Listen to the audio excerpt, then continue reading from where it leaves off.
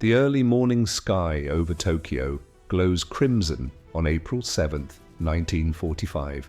Captain Masao Suinaga tightens his grip on the leather of his flight gloves, sitting tense in the cramped cockpit of his Nakajima Ki-84 Hayate. Suddenly, his radio crackles with frantic alarms. Unknown silver fighters approaching from the southeast. An impossible reality dawned. How could American fighters have breached the 600-mile boundary from Saipan? Today is the day Japan's long-held air superiority over its homeland will shatter forever. Part 1, setting the stage, the Pacific Air War. In early 1945, April 1945, the Pacific War has raged for nearly 4 years, and the skies above the vast ocean have become a battleground like no other in history. For the Imperial Japanese Army Air Force and Navy Air Service, defending the homeland from relentless American bombing raids has become a desperate priority. Yet despite valiant efforts, the strategic balance is shifting. Japan's homeland defense relied heavily on geography.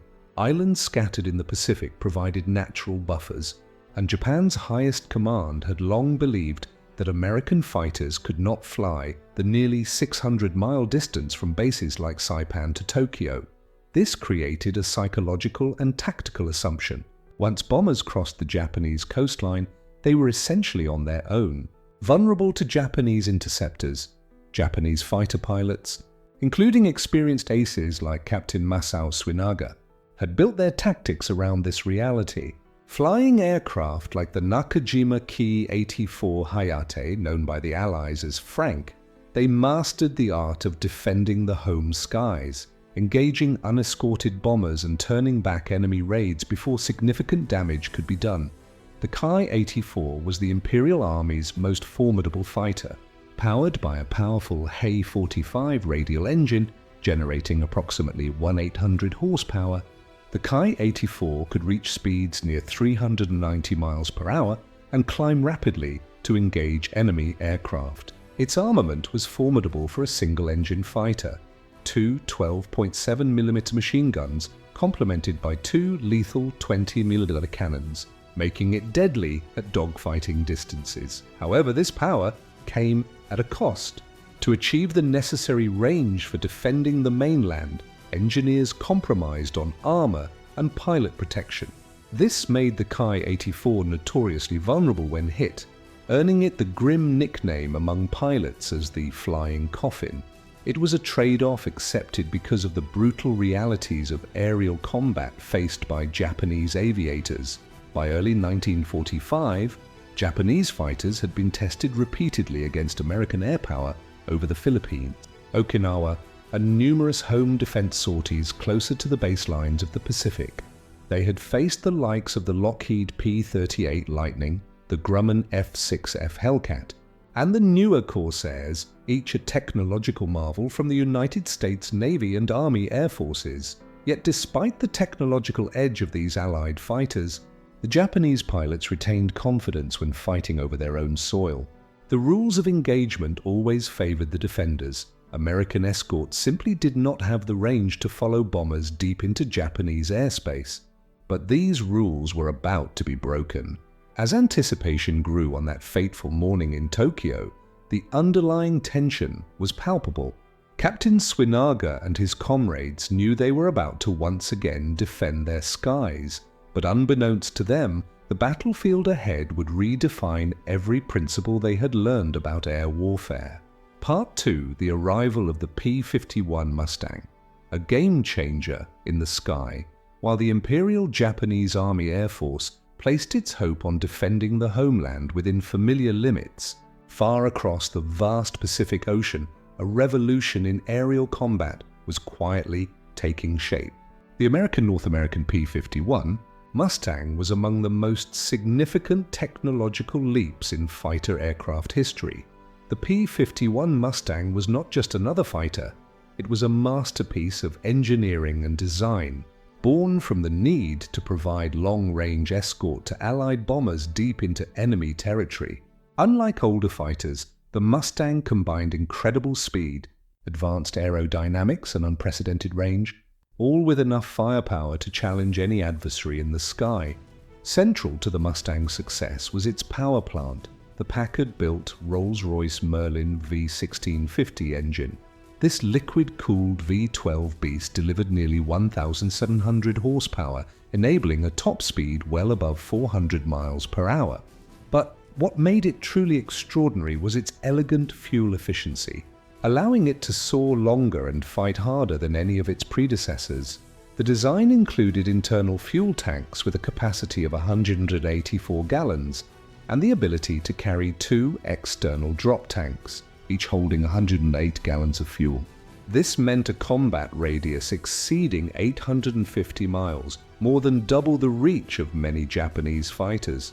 With these fuel loads, Mustangs could escort bombers on round trips well over 1,300 miles, reaching targets previously thought untouchable.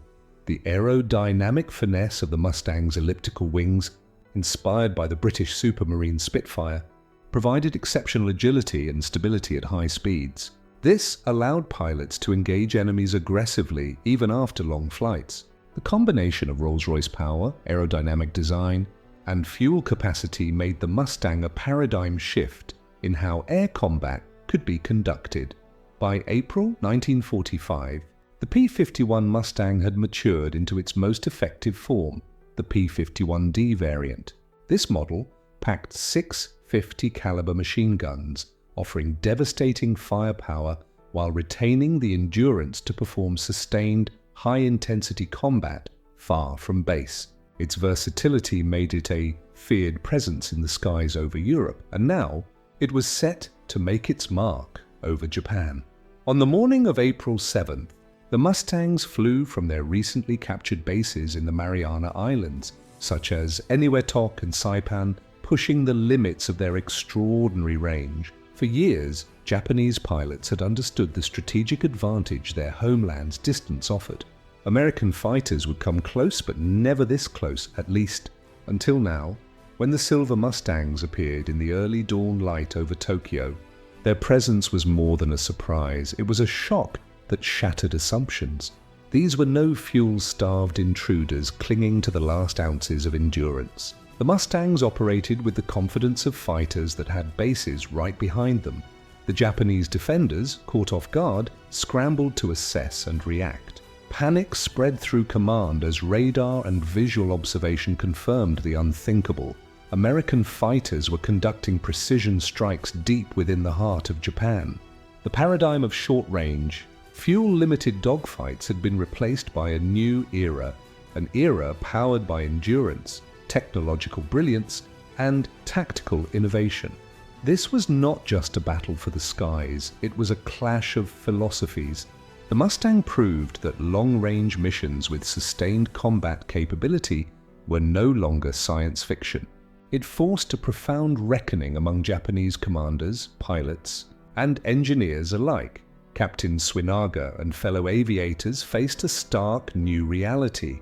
Their home skies were no longer a sanctuary, but a battlefield of unprecedented reach and lethality. Part 3, April 7, 1945. First contact and confusion. As the first light of dawn touched the skies above Tokyo, an uneasy silence was broken by the urgent crackle of radios. Ground control buzzed with alarm and disbelief. Reports flooded in of strange silver shapes cutting through the clouds far beyond any known boundaries of combat. Unknown fighters, American P-51 Mustangs, had made the impossible journey from bases hundreds of miles away. Captain Masao Swinaga, manning his Ki-84 Hayate on the flight line at Chofu Airfield, felt a chill run through his spine. The voice on the radio was frantic, tense, almost unrecognizable. Unknown silver fighters approaching Tokyo from the southeast. This was unlike anything they had anticipated. Swinaga's mind raced. Saipan, the nearest American fighter base with operational Mustangs, was more than 600 miles distant, beyond any known range for single-engine fighters. How could these aircraft arrive here? Were they using secret staging bases? Was this an overwhelming new force? These questions bounced through the airwaves in tense whispers. Japanese pilots scrambled for their planes. Swinaga snapped into action, his experienced hands working fluidly, a seasoned combat veteran despite the tension. He had faced the slow, lumbering B-29 superfortresses and the shorter-range P-38 Lightning and F-6F Hellcats many times. But this was different. This was the unknown. Lieutenant Akira Watanabe, stationed at Haneda Airfield, joined the scramble. His tactical doctrine had always been clear: intercept the slow bombers once fighters had turned back. But with the Mustangs here, his strategy required a fast rethink. His Kai-61 Heian, nicknamed Tony by Allied forces, was one of the few Japanese fighters capable of challenging the Mustang's performance. But even he knew there was no margin for error. As Swinaga and Watanabe took to the skies, the radio chatter intensified. Reports confirmed swarms of sleek silver fighters, moving confidently in formations unlike any seen over Japan before. These were no reluctant long-range intruders. These were calculated, aggressive hunters. Captain Tomojiro Ogawa, leading the 103rd Sentai from Kosa Airfield, engaged in the tense fight. He was a seasoned pilot with more than 25 victories and a deep understanding of Japanese fighter tactics. But as he maneuvered his Kai-84 in a desperate attempt to intercept the attackers, he noted something hauntingly new. The Mustangs carried large external fuel tanks, yet were flying as though fueled fresh, performing bold, sweeping maneuvers that should have used every drop of fuel. Ogawa radioed back in stunned disbelief, confirming that the Mustang's endurance made them more than just intruders. They were here to dominate. The sky above Tokyo became a stage for a brutal, high-stakes ballet. The Japanese pilots, once confident they held the home advantage, faced the bewildering realization that the playing field had changed. This wasn't just air combat, it was a psychological war as well. The sudden presence of these long-range fighters sowed doubt and fear. Defenders that once felt secure found themselves vulnerable. Swinaga's mind replayed every lesson learned.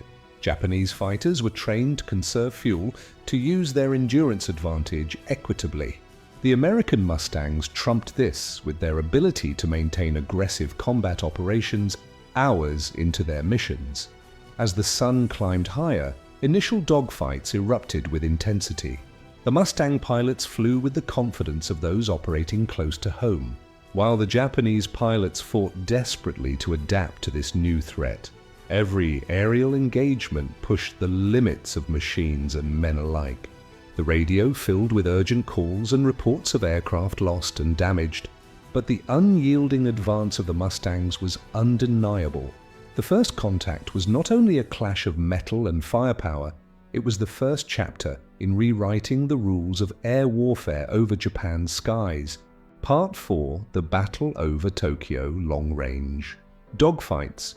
The skies over Tokyo erupted into chaos as the first break of sunlight revealed a deadly contest high above the city's industrial heartland. The massive Nakajima aircraft factories at Musashino became the backdrop for a dogfight unlike any the Japanese pilots had ever encountered. Captain Masao Swinaga gripped his controls tightly, his Nakajima Ki-84 Hayate surging forward through the thinning clouds. Ahead, the unmistakable silver shapes of the P-51 Mustangs sliced through the sky with lethal intent.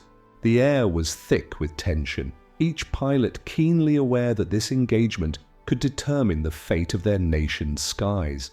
Dogfighting at these altitudes required both raw skill and razor-sharp judgment.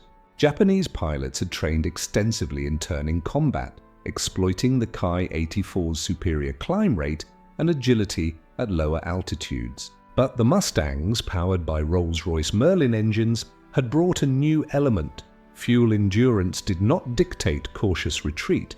It enabled aggressive tactics. Major Robert W. Moore, leading the 15th Fighter Group's 45th Squadron, flew his P-51D with a Predator's focus.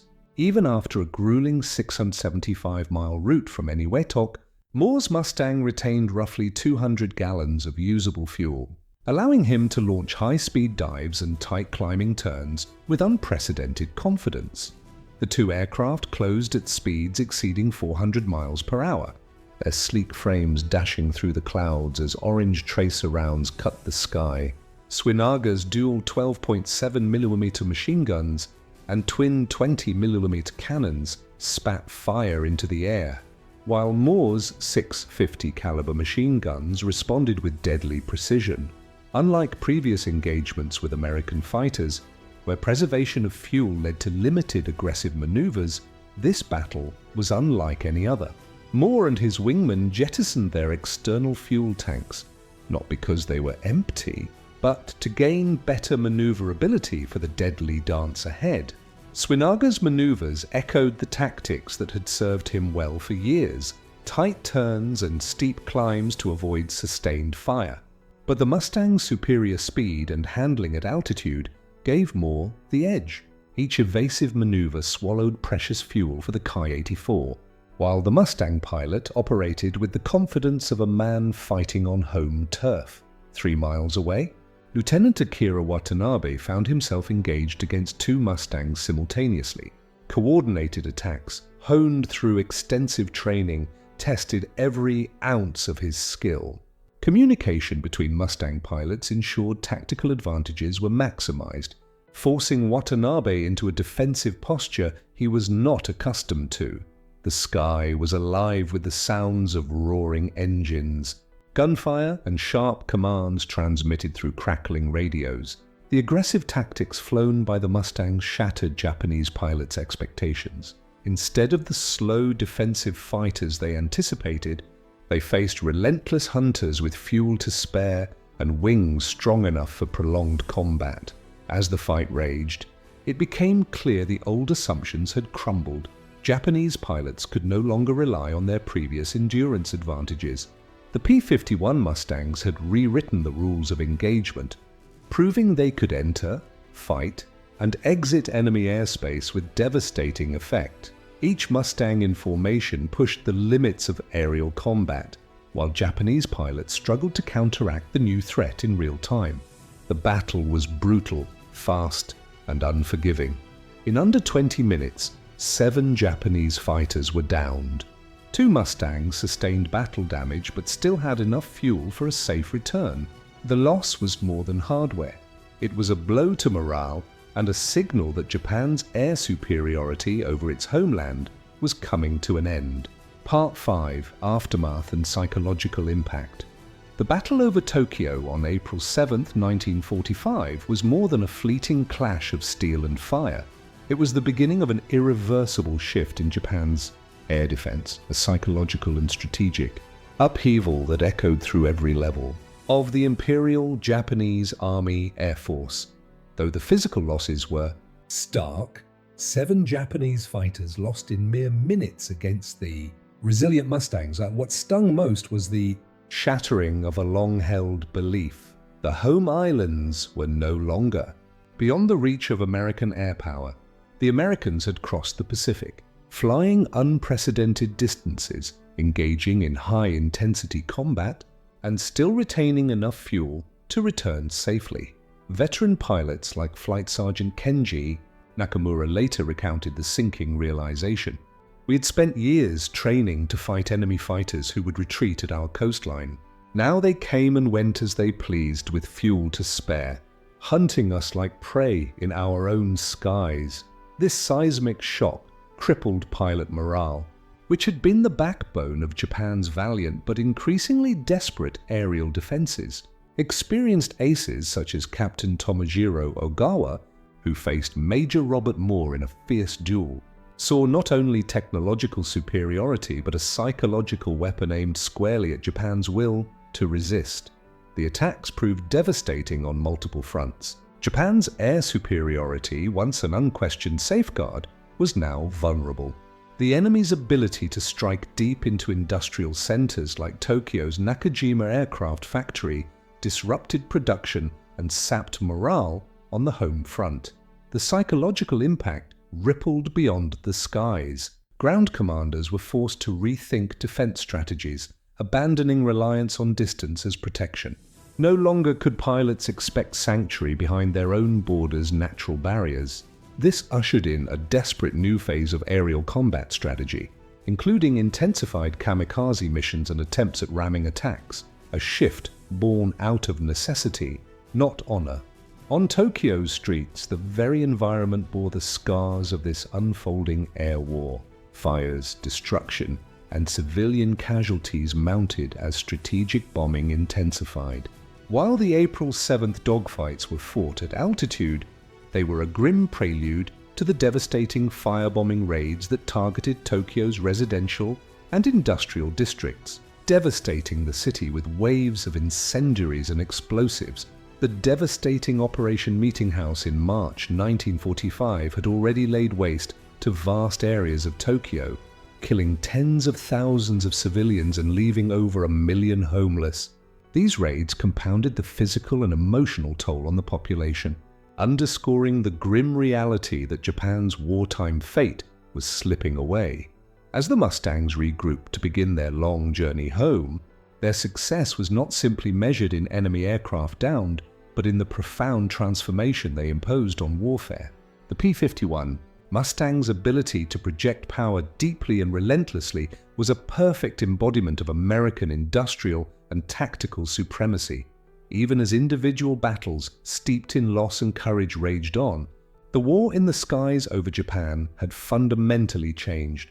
The spirit of defense was under siege, not just from firepower, but from a new era of aerial strategy and technology, one where the impossible became inevitable. Part 6. The Mustang's Legacy, Revolutionizing Aerial Warfare. The P-51 Mustang is widely remembered not just as a fighter, but as a symbol of transformative innovation and strategic mastery in aerial combat during World War II. Its impact extended beyond a single battle. It reshaped the very nature of air warfare and left a lasting legacy well into the decades that followed. Designed rapidly and efficiently by North American Aviation in 1940, the Mustang was originally conceived to fulfill British RAF requirements. Its initial incarnation, powered by the Allison V1710 engine, delivered competent but limited performance at high altitudes. However, the key breakthrough came with the integration of the Rolls-Royce Merlin engine, which unlocked unprecedented power, high-altitude capability, and fuel efficiency. This evolution turned the Mustang into a long-range, high-performance fighter capable of escorting American bombers all the way from Britain deep into Nazi Germany and, as seen in the Pacific, from the Mariana Islands all the way to Tokyo and back, a feat previously thought impossible for single-engine fighters. The P-51D variant packed 650 caliber machine guns and featured an innovative bubble canopy, granting pilots unparalleled all-around visibility. The Mustang combined speed, maneuverability, fuel endurance, and firepower like no other contemporary aircraft, allowing aggressive dogfighting without the crippling fear of running low on fuel. More than just hardware, the Mustang became a force multiplier for Allied air forces. Mustang pilots claimed the destruction of nearly 5,000 enemy aircraft in World War II, a testament to its superiority in numerous theaters, including Europe, the Mediterranean, and the Pacific. Its presence enabled the resumption and success of strategic bombing campaigns by dramatically reducing bomber loss rates, a crucial factor in crippling Axis industrial capacities. The Mustang's fight over Tokyo in April 1945 was emblematic of the broader strategic shift it ushered in. No longer were great distances a barrier to air dominance. The ability to conduct very long-range missions brought enemy heartlands within reach, forcing a painful re-evaluation of defense strategies. In the post-war years, the Mustang continued serving in conflicts such as the Korean War, showcasing its versatility and endurance. Many Mustangs transitioned into civilian roles, air racing, testing, and historical preservation, cementing their iconic status. The lessons learned from the Mustang's design and deployment influenced generations of fighters. Its legacy lives on in modern air combat philosophy. Power alone is not enough. Range, efficiency, and adaptability are equally vital. Today, Museums and air shows worldwide preserve and celebrate the P-51 Mustang as an enduring symbol of innovation, courage, and the relentless pursuit of excellence that changed the course of aerial warfare forever. The shadow it cast over the skies of World War II remains a powerful reminder of how technology, combined with skilled pilots, can transform the tides of history. Closing, the end of an era, how the P-51 Mustang changed the course of aerial warfare. As the silver Mustangs vanished beyond the Tokyo skyline, they left behind a legacy that changed warfare forever. No longer could borders shield a nation from the reach of aerial power. The P-51 Mustang symbolized the peak of innovation, combining speed, range, and firepower to redefine what was possible in the sky. Its story is a testament to the power of technology, courage, and relentless determination, soaring as a timeless reminder that in war, as in life, the impossible can become inevitable.